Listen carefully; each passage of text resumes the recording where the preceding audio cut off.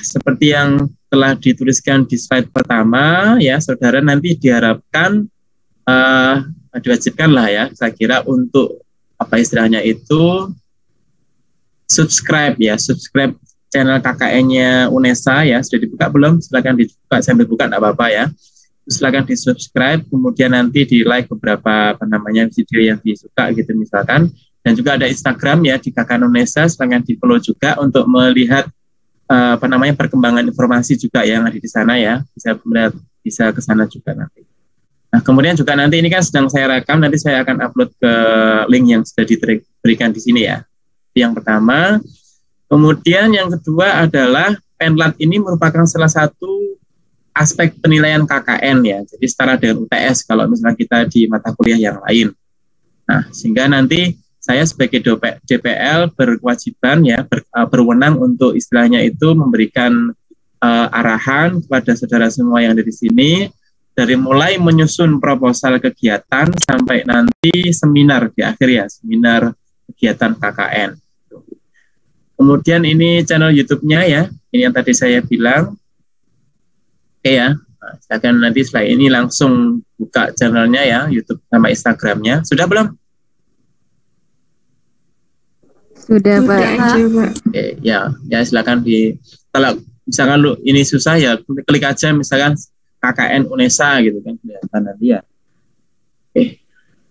Kemudian jadi sekarang kita mulai ke Penlatnya ya. Jadi model KKN-nya kan kita menggunakan model KKN Merdeka Belajar. Jadi artinya kalau Merdeka Belajar itu selama 1 semester ya, yang biasanya dulu kan maksimal 4 bulan ya, atau yang lalu malah 1 bulan cuma yang tahun lalu itu. Nah, tetapi karena di sini kita mengikuti Merdeka Belajar di 1 semester. Tapi karena di sini kan kok kelihatannya lama Pak gitu kan. Nah, tetapi kan ini di masa pandemi ini kan saudara tidak perlu ke kampus kan ya, tetap di rumahnya masing-masing ya. Nah, itulah mengapa kita desain supaya satu kelompok itu terdiri dari kelompok yang istilahnya memiliki tempat tinggal yang relatif berdekatan ya. Jadi misalkan di sini kan di Surabaya, makanya di Surabaya semua yang tinggalnya di Surabaya juga. Jadi tidak perlu menginap ke atau ke base camp ke tempat tertentu yang biasanya dilakukan oleh KKN sebelumnya, gitu ya. Nah, jadi karena di sini masih pandemi, jadi utamanya adalah tujuannya adalah meningkatkan taraf hidup masyarakat akibat dampak COVID-19 ya. Jadi seperti yang saya share kemarin, ada 5 pilihan paket program yang perlu Anda pilih ya, perlu saudara pilih setiap kelompok ya, dan hanya boleh 1 saja. Jadi di sini kan kita punya 5, proyek kemanusiaan, kegiatan kewirausahaan, proyek desa, asistensi mengajar, dan proyek independen ya. Bila Anda hanya memilih salah satu saja di antara 5 itu. Jadi pahami ya? Nah, nanti memilihnya bagaimana silakan didiskusikan dengan kelompok. Nah, kemudian dilaksanakan secara kolaboratif kelompok ya, dan 1 kelompok 1 desa atau mitra. Nah, perhatikan kata kuncinya desa, bukan kecamatan ya. Jadi nanti mungkin ada yang mengalah. Misalkan yang di Tenggiris Mejoyo, misalkan nggak mau, misalkan nggak di sana tapi desanya ke Jambangan misalkan gitu ya. Kita nggak punya desa ya, lurahan ya di sini ya, ke Surabaya, lurahan gitu. Ya Pak, lurahan. Nah, kok ya apa ngono kayak Surabaya kan kelurahan. Jadi ada di kelurahan tertentu yang ada di Surabaya. Nah, jadi malah enggak apa-apa. Kemudian DPA dan Mahasiswa menentukan desa saat ini kan gitu. Kita tentukan. Itu yang pertama. Saya presentasi dulu, nanti kalau ada yang mau tanya silakan disampaikan saja. Nah, ini sesuai timeline-nya ya, lini waktunya, lini masanya kegiatan KKN kita tahun 2021 ini ya, ini mohon maaf salah ketik. Jadi kemarin kita sudah ada TOT ya, kami para DPL, kemudian juga sekarang ini masa DPL-nya kemarin Penlat 1 dan 2, sekarang ini sebenarnya bisa atau kemarin boleh, ada beberapa yang kemarin, ada yang sekarang. Saya milih yang sekarang saja karena ada beberapa yang perlu saya pisahkan kemarin ya. Penlat 1-nya sekarang, kemudian nanti Penlat 2-nya tanggal 27 Februari ya. Jadi minggu depan ya, minggu depan hari apa itu? Hari Sabtu ya. Atau nanti kita janjian lagi begitu ya. Yang jelas minggu depan. Di mana Penlat 1 ini ya, tujuan utamanya adalah kita menentukan 1 ketua kelompok sudah ya, sudah ada. Kemudian yang kedua nanti desanya, ya desanya yang mana? Desanya yang mana yang perlu dijadikan mitra, gitu kan ya? Nah, kemudian Penlat 2 nanti goalnya adalah proposal, ya. Jadi proposal kegiatan di desa yang dituju. Kan hari ini atau mungkin besok ya, kan silakan berdiskusikan setelah ini desa mana yang mau diambil yang dijadikan mitra ya. Setelah ditentukan nanti silakan istilahnya itu kulonuwun gitu ya ke desanya, ke perangkat desanya untuk membicarakan program yang akan dilaksanakan dari 5 yang tadi itu kan ya, kita punya 5 itu. Nah, istilahnya apa ya, kompromi begitu ya, menawarkan program, dan setelah dari desanya, perangkat desanya oke, nah nanti silakan dibuat proposalnya lebih detail, gitu ya. Oke, seperti itu. Nanti teknisnya akan kita bahas lagi setelah ini. Kemudian setelah itu pemberangkatan ya, tanggal 23 Februari, itu hari Selasa berarti ya. Ini pemberangkatannya jangan dibayangkan pakai bis besar, terus berangkat lebaran gitu ya, nggak ada offline. Kita pemberangkatannya online saja ya, hari Rabu, Selasa nanti insya Allah Pak Rektor akan membuka ya, sekaligus memberangkatkan begitu. Nah itu kita bersama dengan sekitar 5.600-an peserta KKN ya di seluruh UNESA ini. Nah kemudian juga setelah itu, setelah pemberangkatan mulai bikin program, melaksanakan program dan sebagainya kan ya. Nah nanti di tanggal 12 sampai 16 April ya kita ada supervisi KKN. Jadi nanti saya akan insya Allah hadir. Nah nanti hadirnya apakah secara online atau offline ya, kita lihat situasi nanti ya gitu ya. Nah, kita semoga saja semakin baik sehingga kami pun juga bisa berkunjung secara offline di daerah mitra begitu ya. Nah, DPL dan koordinator DPL nanti kami gitu.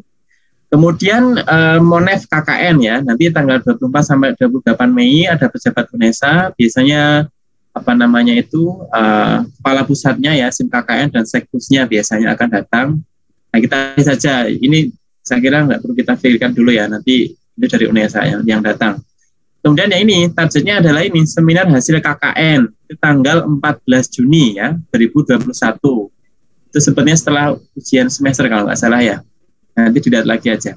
Itu nanti DPL, mahasiswa, perangkat desa, dan mitra, atau mitra gitu ya. Nah itu, ini pun juga dilakukan secara online ya, jadi online semua, nanti gambarannya nanti saya akan berikan secara detail setelah ini. Itu timeline-nya di jadwal KKN 2021. Oke, nah sekarang kita bicara ini ya, program kita ya, Penlat atau Pendidikan dan Pelatihan. Jadi Penlatnya nanti kita punya 2 kali ya, seperti yang Pak Wahid tadi sebutkan, sekarang sama tanggal 27 ya.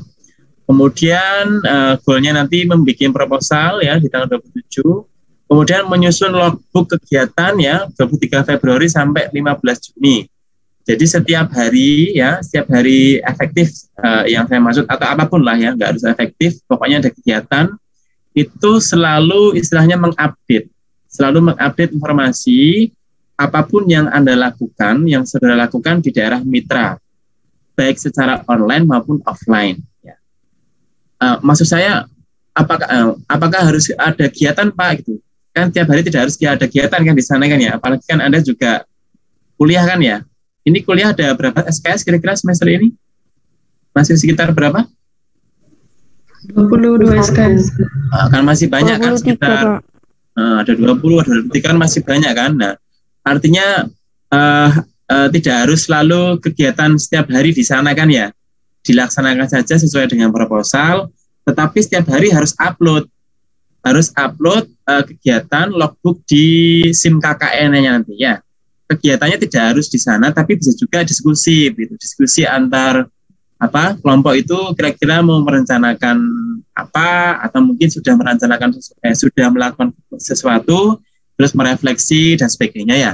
Intinya harus ada kegiatan. Nah, itu seperti bukti screenshot, karena kan online kan ya, screenshot kegiatan di WA atau di Telegram atau di apapun boleh, atau bentuk video apapun ya.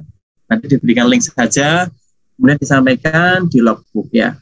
Dan nanti dari pihak dari pusat KKN akan memberikan akun kepada masing-masing dari ketua, di mana nanti masing-masing ketua bisa memberikan akun itu ke masing-masing anggotanya untuk saling berkomunikasi, mengupgrade informasi terkait dengan logbook yang sudah dilaksanakan.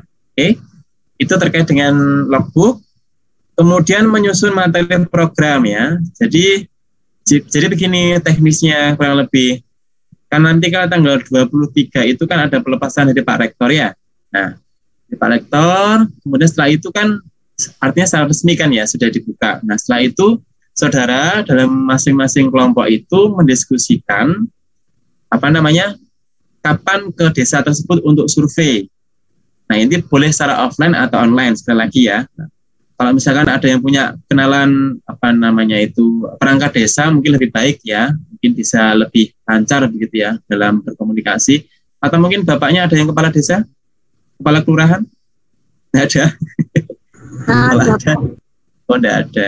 Kalau ada kan auto dijadikan sebagai desa mitra ya. Nah, jadi kan gini, sampai tanggal besok lah maksimal itu desa sudah ditentukan kan ya. Desa dulu tentukan desa mitranya. Nah, kemudian selama setelah desa ditentukan sampai pembukaan itu silakan didiskusikan dengan teman-temannya sendiri. Kira-kira program apa yang mau diambil di antara 5 pilihan paket program tadi. Jelas ya? Nah, itu nanti saya akan jelaskan teknisnya juga. Nah, setelah itu kemudian dirancang proposalnya draft awalnya gitu ya. Nah, silakan survei ke desanya, ke perangkat desa, Kulon Nuwun gitu ya. Pak, kami dari UNESA sedang melaksanakan program KKN, paket siswa mater gitulah, karena resmi kan. Ya, kami ingin melaksanakan program KKN Merdeka Belajar selama semester ini dari UNESA. Nah, kemudian kami punya program ini. Nah, kemudian nanti silakan dikonsultasikan ke perangkat desa kira-kira bagaimana, apakah disetujui atau tidak. Atau bisa teknisnya terbalik. Jadi Anda datang, desa butuh apa, begitu kan ya. Nah, baru kemudian Anda tentukan programnya. Nah, nanti teknisnya terserah, itu sangat fleksibel tergantung pada kondisi masing-masing desa, gitu ya. Intinya ada komunikasi awal antara saudara satu kelompok itu dengan perangkat desa terkait dengan kegiatan yang akan dilaksanakan. Nah, setelah draft awal, misalkan Anda itu sudah menentukan salah satu dari program itu, sama Pak Des atau Pak Sekdes atau siapapun yang di sana, Mbak, Mas, misalkan saya setuju misalkan program yang ini, ya, salah satu program yang misalkan kewirausahaan, ya, saya misalkan sesuai dengan desa saya kok sepertinya lebih banyak yang membutuhkan ini gitu ya. Setelah itu mulai bikin ini rancangan proposalnya, ya kan ya. Nah, rancangan proposalnya itu silakan dibuat dalam kira-kira selama 4 hari itu kan terakhir ya. Nah, nanti kita adakan seminar lagi proposal di hari Sabtu kan ya, tanggal 27 itu dalam kegiatan Penlat 2. Oke ya. Nah, itu setelah itu proposal sudah jadi baru diunggah ke SIM KKN. Nah, nanti mungkin dalam 1 minggu depan ini akan bukan sedikit sih, lumayan menguras pikiran gitu ya. Tapi dibuat enjoy aja gitu ya. Seperti itu. Nah, kemudian juga terakhir mahasiswa menerima topik KKN, spanduk dan umbul-umbulan. Nanti ini masih dipikirkan oleh pihak UNESA ya terkait distribusiannya. Kalau menurut informasi biasanya seperti tahun lalu itu ada koordinator dari masing-masing wilayah Surabaya misalkan ya itu diberikan perangkatnya ini, kemudian nanti setiap kepala kelompok akan diberikan informasi gitu ya untuk mengambil di mana dan bagaimana, nanti kita lihat hasil teknis selanjutnya. Tapi nggak usah dipikirkan lah yang ini ya, ini dari UNESA saja. Nanti kan ini bisa saudara lakukan dalam kegiatan yang ada di desa, di kelurahan ya. Sampai sini. Nah, kemudian ini ya, ini mulai secara resmi tanggal 23 Februari ya. Setiap ada kegiatan menggunakan alma mater ya, jangan lupa jas alma mater. Walaupun kegiatan online maupun offline ya nanti ya, waktu dengan perangkat desa terutama, jangan ada rapat dengan perangkat desa dan sebagainya, selalu gunakan jaket alma mater. Ya, yang menunjukkan identitas UNESA. Kemudian setelah itu jadi bisa melakukan koordinasi sama kelompok, boleh ini kan dengan Surabaya ya, boleh berkunjung tapi selalu gunakan protokol kesehatan ya. Jadi protokol kesehatan itu ya jaga jarak, kemudian cuci tangan ya, saya kira berkali-kali sudah ya di KM itu. Kemudian juga yang tidak kalah penting adalah kalau saudara berada di sebuah ruangan atau berkumpul dengan perangkat desa misalkan begitu. Nah, kita lihat apakah misalkan sedang berada di ruang dengan ventilasi terbuka atau tidak. Itu perlu diperhatikan juga ya. Kita menjaga diri, dari pihak desa juga menjaga diri ya terkait dengan protokol ini. Karena kan saat ini sesuatu yang sangat wajib dilaksanakan oleh setiap pihak begitu ya. Jadi benar-benar gunakan masker, selalu digunakan ya. Nah, itu kalau dilakukan secara offline. Tetapi sekali lagi karena kita Surabaya ya, hati-hati juga ya, karena angka rate COVID-nya juga ternyata relatif lebih tinggi daripada kabupaten lain kan ya. Jadi benar-benar diperhatikan faktor ini ya. Gitu. Kalau bisa dilaksanakan secara online ya di online saja ya. Jadi KKN tidak harus offline datang ke suatu tempat, tapi juga bisa dilaksanakan secara online, gitu ya. Sangat penting kami tekankan sejak awal ya. Oke. Itu terkait dengan penerimaan mahasiswa. Kemudian pelaksanaan program ya. Jadi ini pelaksanaan setelah tanggal 23 Februari nanti dilepaskan secara resmi oleh rektor. Nanti dilakukan sampai tanggal 15 Juni ya, 15 Juni. Nah, nanti ini juga ya, ini sudah saya sampaikan ya terkait dengan komunikasi ya dengan pihak perangkat desa atau perangkat kelurahan dengan protokol kesehatan dan tata krama. Ini hati-hati, tata krama selalu dibawa menjadi sesuatu yang krusial ya, yang penting ya. Jadi tata krama itu ya misalkan ya datang dengan mengucapkan salam, gitu kan ya. Ini hal-hal kecil tapi kalau tidak dilaksanakan dengan baik mungkin akan menjadi bahan pergunjingan bahkan ya, gitu kan ya. Walaupun sesama orang Surabayanya. Nah, tapi juga karena kita kan sebagai akademisi ya, jadi tata krama terkait dengan datang ke perangkat desa itu bagaimana, walaupun secara online dan offline ya. Nah, apalagi misalkan ya, kalau tata krama itu menyapa, jadi kalau selama berkegiatan secara offline siapapun bisa disapa ya, walaupun tidak kenal dari perangkat desa ya. Ya tidak hanya membawa nama UNESA sekaligus, tapi kan istilahnya membawa nama diri sendiri juga ya sebagai orang akademik gitu ya terutama. Oke, itu kemudian selanjutnya apa ini? Oke, tadi yang logbook ya. Jadi logbook itu selalu ada foto ya, jadi foto kegiatan itu diupload secara reguler setiap hari di logbook ya. Setiap kelompok akan diberi nomor akun ya. Oke, nanti akan diberikan informasi tambahan dari tim pusat gitu ya. Setiap ketua diberikan satu akun. Nah, nanti diharapkan kalau saya menyarankan untuk setiap ketua itu menginformasikan juga akun ini dan password ini ke setiap anggotanya. Jadi nanti silakan dikoordinasi sendiri ya, siapa yang misalkan hari ini yang mengupload atau mungkin siapa yang hari ini yang membuat deskripsinya dan sebagainya ya. Silakan teknisnya benar-benar kami berikan keleluasaan kepada saudara untuk membuat logbook. Oke. Kemudian selanjutnya, yang keempat otomatis ya. Jadi nanti saya sebagai DPA akan memberikan saran, tetapi tidak selalu setiap hari ya. Jadi misalkan ada, mau melakukan kegiatan atau mungkin sudah melakukan kegiatan, apa yang direfleksi, WNR Kurotayuni, syukur ya Kur ya. Gak apa-apa lanjutkan, nyantai. Gak apa-apa lanjutkan. Oke. Gak apa-apa, nyantai aja. Nah itu nanti saya pribadi akan memberikan saran ya terkait dengan perencanaan sampai pelaksanaan program. Oke, ini sudah ya nomor terakhir. Nah sekarang kita kan tadi punya beberapa pilihan program ya, ada proyek kemanusiaan, kewirausahaan, proyek desa, asistensi mengajar, dan proyek independen. Sekarang supaya saudara punya gambaran ya, kira-kira mau pilih yang mana ya, saya akan berikan secara singkat gitu ya deskripsinya, nanti lebih lanjut kan saudara bisa baca sendiri di slide ya. Oke.